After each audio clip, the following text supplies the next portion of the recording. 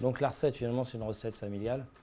Un chou-fleur entier, rôti, sur une mousseline de chou-fleur avec la main de Bouddha qui va amener cette petite amertume, et les feuilles de caprier comme condiment qui amène l'assaisonnement.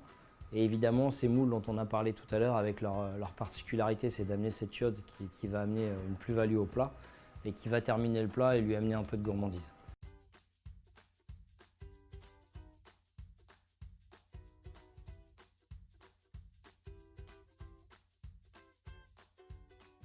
Allez, on est parti. Alors, la recette est très simple. On va prendre un peu d'eau. Alors l'idéal, c'est un peu comme les pommes de terre, c'est de saler l'eau en début de cuisson pour éviter de rajouter du sel après.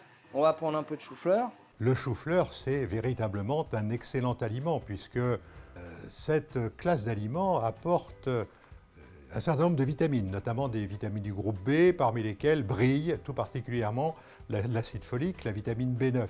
Il apporte des fibres, ce qui est très très important pour assurer une bonne digestion.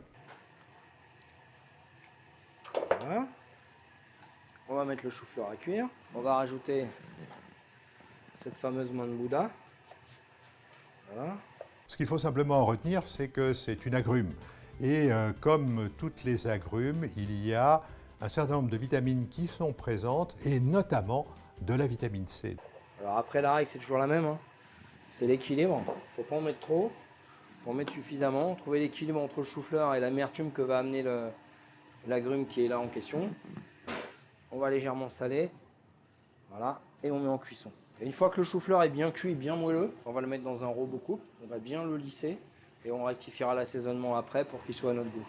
Alors notre chou-fleur entier, on va le mettre dans la feuille d'alu. Là l'idée c'est que ça soit simple, qu'on puisse faire à la maison. C'est rapide, ça ne salit pas la cuisine. On va mettre la partie aromatique en dessous. Voilà. On va l'arroser d'huile d'olive. On met suffisamment pour amener un peu de gras à la cuisson pour pas qu'il sèche. Un peu de sel, un peu de poivre.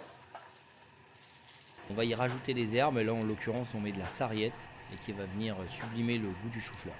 Je roule la feuille d'alu autour du chou-fleur. Je mets dans une poêle. On va mettre un tout petit peu d'eau en dessous.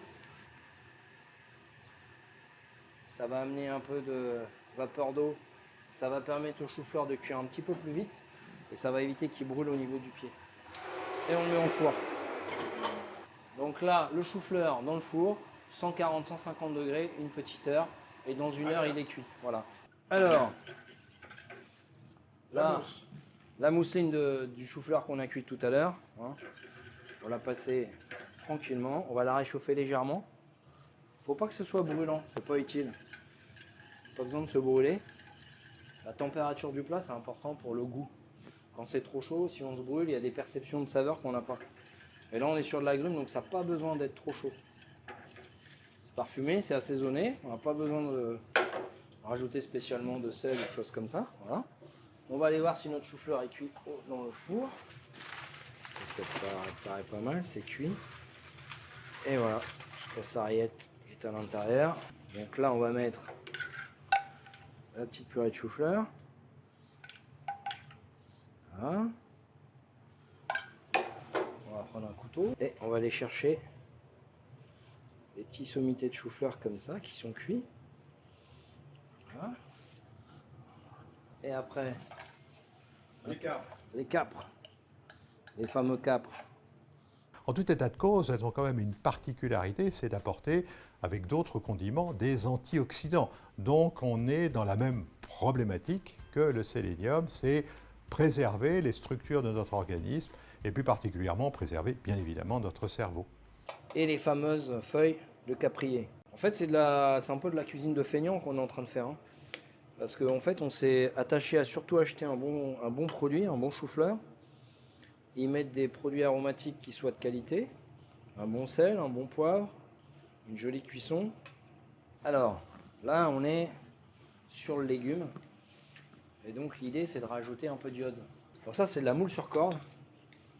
Elles apportent des oméga 3, dont chacun sait bien qu'ils sont excellents pour le cerveau, pour construire le cerveau et ensuite pour le préserver dans la durée, donc pour préserver son fonctionnement. Elle a grossi en pleine mer. Voilà. Elle est ouverte juste au vin blanc, un peu d'échalote, un peu de persil, un petit peu de thym. Et ce petit jus là, hop, tout naturel.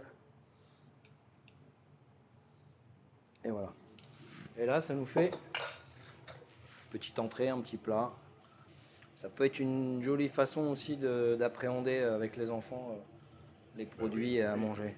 Parce qu'on peut aussi mixer éventuellement la moule dans la purée de chou-fleur. Pour que les enfants n'aient pas ce côté visuel un peu compliqué au départ quand ils sont trop petits. Et après, comme ça, ils mangent le tout. Voilà.